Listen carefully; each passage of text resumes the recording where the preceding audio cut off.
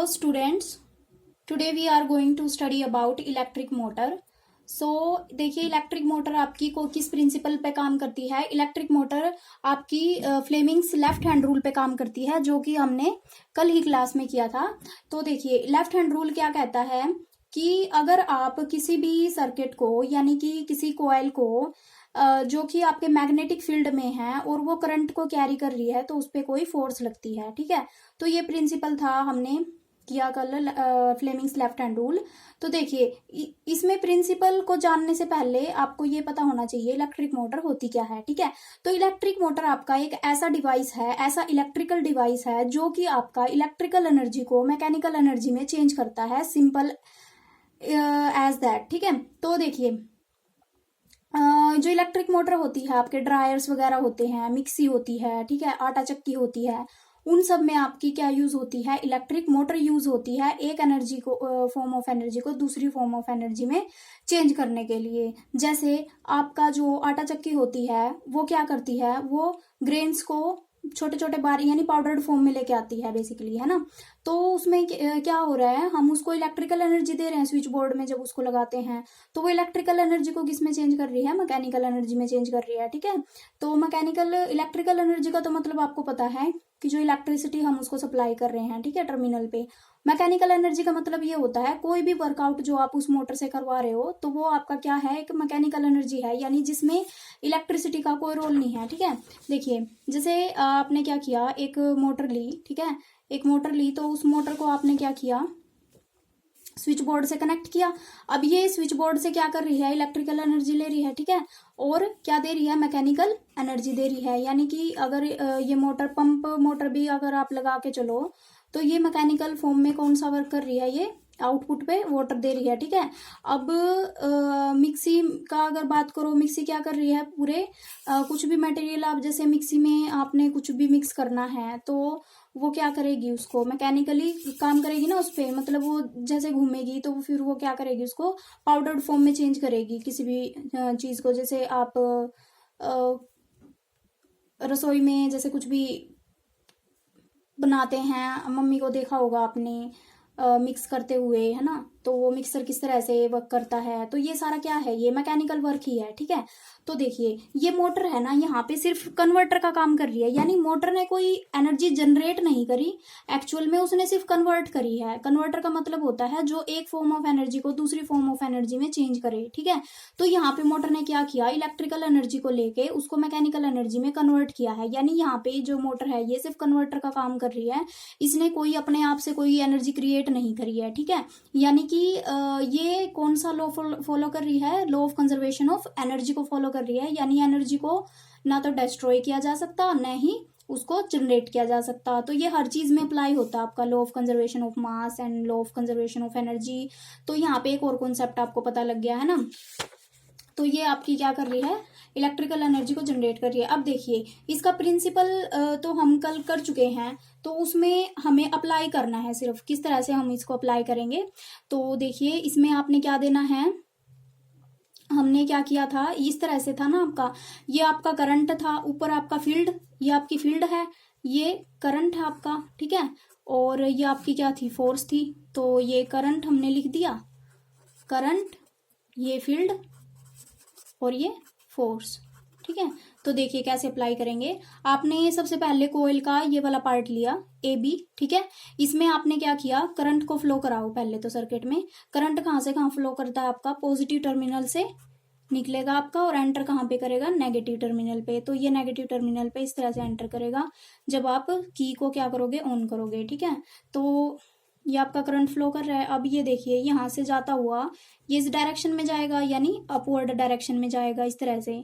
अब एक चीज आप ध्यान रखिए कि जो आपका फील्ड क्रिएट होगा ना, फील्ड किस तरह से क्रिएट होगा आपका, ये नॉर्थ, आपको पता है फील्ड हमेशा नॉर्थ टू साउथ आपका होता है ना, नॉर्थ टू साउथ आपका फ्लो करता है।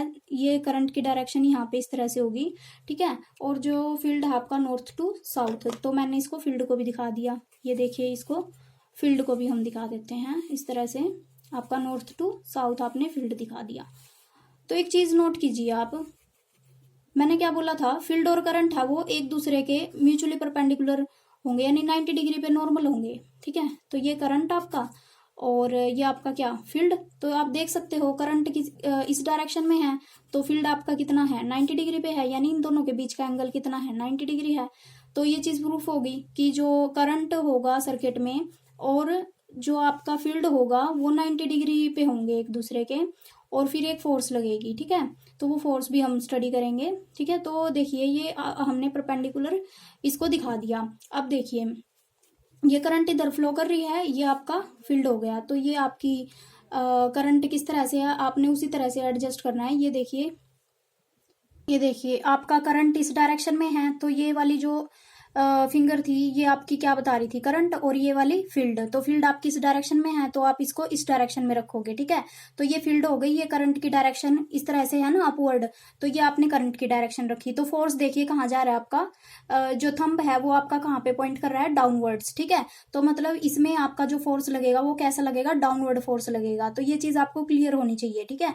तो ये आपकी फील्ड की डायरेक्शन, ये आपकी करंट की डायरेक्शन, और जो फोर्स की डायरेक्शन है वो कैसी है, डाउनवर्ड है, ठीक है। अब ये देखिए हमने ये वाला तो क्लियर कर लिया, अब हमने कौन सा देखना है, सेकेंडली हम देखेंगे यहाँ पे कैसे आपका फ्लो करेगा करंट। तो ये हमने ए बी के लिए देखा था, अभी हम देखेंगे ए डी के लिए, ठीक है। ए डी में किस तरह से फ्लो करेगा आपका करंट, इस तरह से फ्लो करेगा, ठीक है। तो ये करंट की डायरेक्शन भी सेम है, यानी करंट की डायरेक्शन आपकी क्या है, ये, और फील्ड की डायरेक्शन क्या है आपकी, ये है, यानी कि सेम डायरेक्शन में है। तो यहाँ पे आपकी जो फोर्स लगेगी ना, क्योंकि ये जो एंगल है इन दोनों का जीरो हो गया, यानी कि जो करंट था और जो फील्ड था वो सेम डायरेक्शन में होने की वजह से एंगल जो होगा वो जीरो हो जाएगा, और एंगल जीरो हो गया इसका मतलब आपका यहाँ पे फोर्स जीरो होगा, यानी कोई फोर्स नहीं लगेगी यहाँ पे आपकी।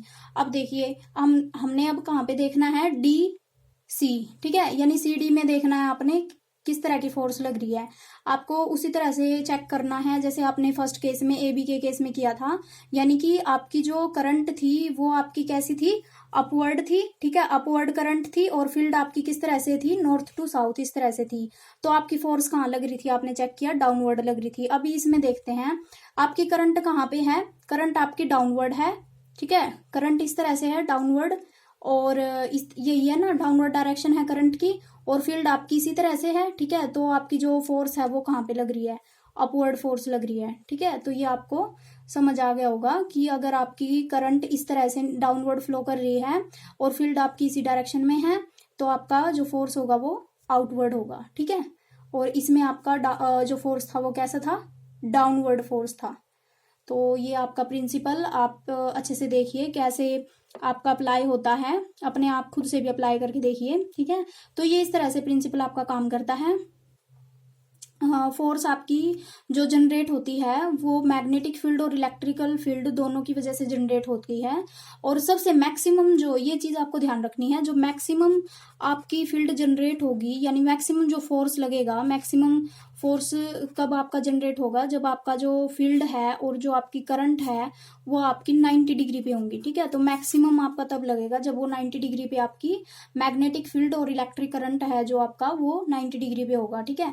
अब देखिए इसमें सर्किट को स्टडी करते हैं। सर्किट में क्या क्या दे रखा है आपका, एक बैटरी दे रखी है जो कि आपकी कोयल से कनेक्टेड है, ठीक है, एक की दे रखी है ऑन ऑफ करने के लिए, एक रेजिस्टेंस आपका कनेक्टेड है जो कि एक वेरिएबल रेजिस्टेंस है, यानी कि इसकी वैल्यू को हम चेंज कर सकते हैं, ठीक है। और एक ये आपकी स्प्लिट रिंग्स लगा रखी हैं, ठीक है। स्प्लिट रिंग एक अलग से कॉन्सेप्ट है, ये बताएंगे आपको, ठीक है। ये आपके ब्रशेज हैं, कार्बन ब्रश बोलते हैं इनको, ठीक है। ये B1 B2 आपके क्या हैं, कार्बन ब्रशेज हैं।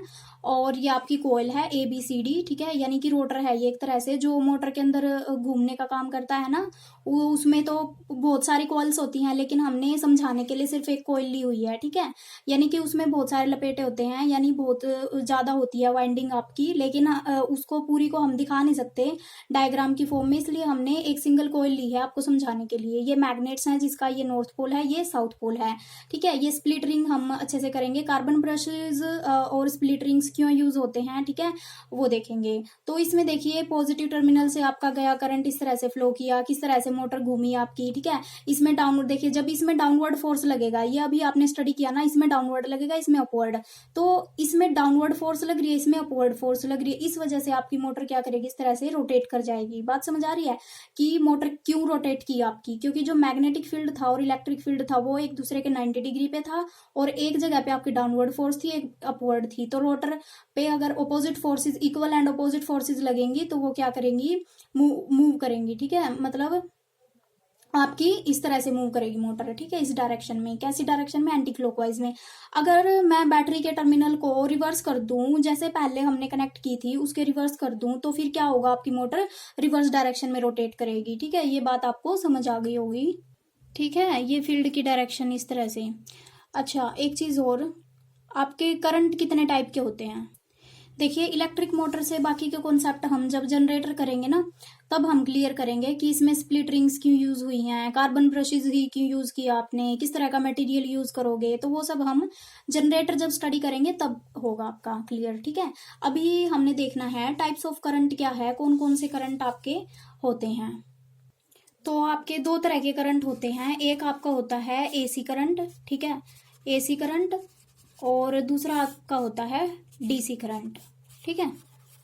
तो जो एसी करंट है इसको हम बोलते हैं ऑल्टरनेटिंग करंट, ऑल्टरनेटिंग करंट, और दूसरा एक ऑल्टरनेटिंग करंट है और दूसरा क्या है, डायरेक्ट करंट है, ठीक है। तो देखिए डीसी करंट में इस तरह का ग्राफ आता है आपका, जब आप टाइम और करंट की रिस्पेक्ट में, टाइम यानी टाइम की रिस्पेक्ट में जब करंट को आप शो करते हो तो ये इस तरह का आता है, यानी कोई इसमें कोई भी आपका डायरेक्शन चेंज नहीं होती, एक ही डायरेक्शन में आपका फ्लो करता है। वहीं पे आपका जो ऑल्टरनेटिंग करंट होता है उसमें आपकी डायरेक्शन चेंज होती है, ये आपका पॉजिटिव टर्मिनल, ये आपका नेगेटिव साइकिल, ठीक है। तो इसमें देखिए ये पहले आपका पॉजिटिव था, आपका करंट की डायरेक्शन पॉजिटिव, नेक्स्ट साइकिल में आपकी जो डायरेक्शन है करंट की वो चेंज हो गई, नेगेटिव डायरेक्शन में चला गया। लेकिन इसमें सिर्फ पॉजिटिव में ही आपका फ्लो करेगा, या तो इस तरह से होगा या तो फिर इस तरह से होगा, यानी एक ही डायरेक्शन में फ्लो करेगा करंट। तो इसको डायरेक्ट करंट बोलते हैं, इसको अल्टरनेटिंग करंट बोलते हैं। जो डायरेक्ट करंट होता है वो ज्यादा डेंजरस होता है एसी करंट की कंपैरिजन में, ठीक है। ऐसा क्यों होता है, क्योंकि जो डायरेक्ट करंट होता है इसमें आपका कहीं पे भी आपका करंट है जो बीच में जीरो नहीं होगा, ठीक है। इसमें आपका करंट यहाँ जीरो से शुरू होगा, फिर मैक्सिमम पे जाएगा और फिर जीरो पे आ जाएगा, फिर मैक्सिमम पे दूसरी डायरेक्शन में जाएगा अपोजिट डायरेक्शन में, फिर जीरो पे आएगा। यानी कि इसमें क्या होता है कि एक बार करंट आपका जीरो पे जाता है जिसकी वजह से बचने के चांसेस ज्यादा होते हैं, लेकिन इसमें कहीं जीरो नहीं होगा, इस वजह से इसको ज्यादा डेंजरस मानते हैं। इसमें क्या होता है कि जब भी करंट लगता है किसी इंसान को, तो जब भी करंट लगता है तो ये जो एसी करंट है ये एक झटका देगा जिसकी वजह से बचने के चांसेस होते हैं, इसमें नहीं होते, ठीक है। तो ये सिर्फ इतना ही पता होना चाहिए आपको करंट के बारे में। नेक्स्ट कॉन्सेप्ट क्या है, डोमेस्टिक इलेक्ट्रिकल सर्किट क्या होते हैं आपके। डोमेस्टिक इलेक्ट्रिकल सर्किट का मतलब है जो आपके घरों में जो बेसिक सर्किट्स होते हैं। देखिए आपको एक चीज पता है कि बाहर से जो भी लाइंस हैं, ठीक है, RYB, ये आपकी क्या है, ट्रांसमिशन लाइंस हैं, जो बाहर से हम जो सप्लाई लेते हैं ना घरों में, RYB, और ये होती है न्यूट्रल, ठीक है। इस तरह से होती हैं आपकी लाइंस, ये रेड लाइन होती है, ये येलो, ये वाली ब्लू के लिए, और लास्ट वाली न्यूट्रल होती है, ब्लैक। तो हमने देखिए यहाँ से सप्लाई ली आपकी येलो और ये न्यूट्रल से, तो सिंगल फेज लेनी है, इस वजह से हमने एक फेज में कनेक्ट किया है, ठीक है। तो ये आपके जैसे घरों में आई, तो घरों में फिर ये जब आती है सबसे पहले ये किससे कनेक्टेड होती है, आपके एनर्जी मीटर से, ठीक है। तो सबसे पहले आपका एनर्जी मीटर आता है, फिर आपका एनर्जी मीटर के बाद आपका होती है फ्यूज वगैरह कनेक्ट होते हैं, ठीक है, फ्यूजेज होते हैं, तब आपकी सप्लाई जाती है आपके एप्लियंसेस में, ठीक है। तो देखिए बच्चे ये आपका सर्किट है, ये आपका फेज, ये न्यूट्रल, ठीक है। तो ये आपका क्या है, सबसे पहले आपका मेन फ्यूज है, यहाँ से आपका क्या होगा, अगर कोई भी ज्यादा करंट अगर ड्रॉ करती है आपकी सर्किट, तो ये क्या होगा, ऑटोमेटिकली ये डिस्कनेक्ट कर देगा पूरी सप्लाई को सारे अप्लायंसेस से, ठीक है। तो ये आपका एनर्जी मीटर, इसमें कितनी सप्लाई आ रही है घर में तो उसको रीड करने के लिए, फिर आपका मेन स्विच है इसको ऑन ऑफ करने के लिए, यानी पूरा कंट्रोल करने के लिए, पूरे घर की सप्लाई को कंट्रोल करने के लिए मेन स्विच होता है। फिर आपकी MCBs वगैरह लगी होती हैं, ठीक है। MCB उसी को, जैसे अगर ओवर करंट हो गया एकदम से ट्रिप कर जाती है, ठीक है। फिर ये डिफरेंट डिफरेंट सर्किट्स में आपकी एमसीबी के थ्रू सप्लाई जाती है, जिससे कि आपके अप्लायंसेस कनेक्टेड होते हैं। तो ये आपका बेसिक सर्किट है। अब देखिए अर्थिंग, ये एक अर्थ वायर भी कनेक्टेड होती है इनमें, सारे अप्लायंसेस वगैरह में, ठीक है। तो ये अर्थ वायर आपकी सबके साथ कनेक्टेड होती है, सारे अप्लायंसेस वगैरह के साथ। तो ये अर्थिंग करते क्यों हैं, ठीक है, अर्थिंग होती क्या है ये देखना है अभी हमने। देखिए बच्चे, अर्थिंग करते हैं किसी भी सर्किट से किसी भी ह्यूमन बीइंग को या किसी भी डिवाइस को प्रोटेक्ट करने के लिए।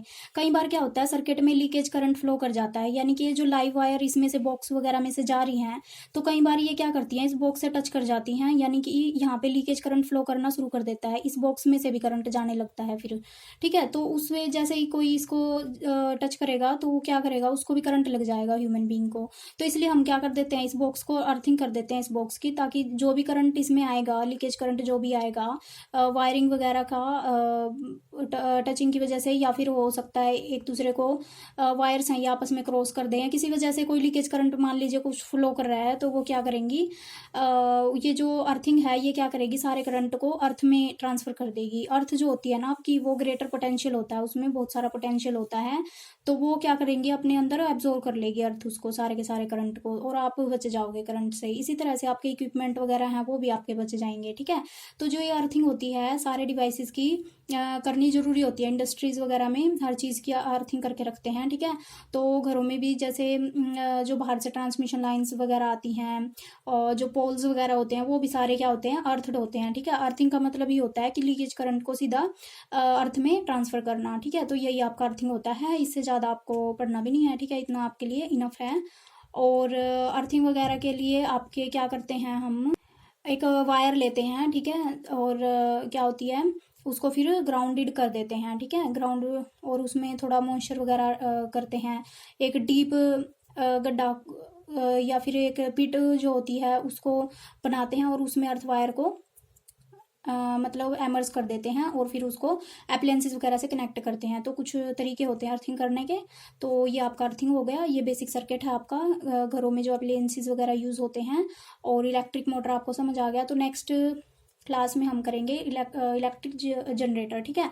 और जनरेटर में हम फिर कॉन्सेप्ट्स वगैरह सीखेंगे, स्प्लिट रिंग का, और जो आपका ब्रशेज हैं, कार्बन ब्रश है वो क्यों यूज़ होता है, कोमोटेटर क्या है, कोमोटेशन क्या है, ठीक है। तो ये सब पढ़ेंगे हम। So that's all for today.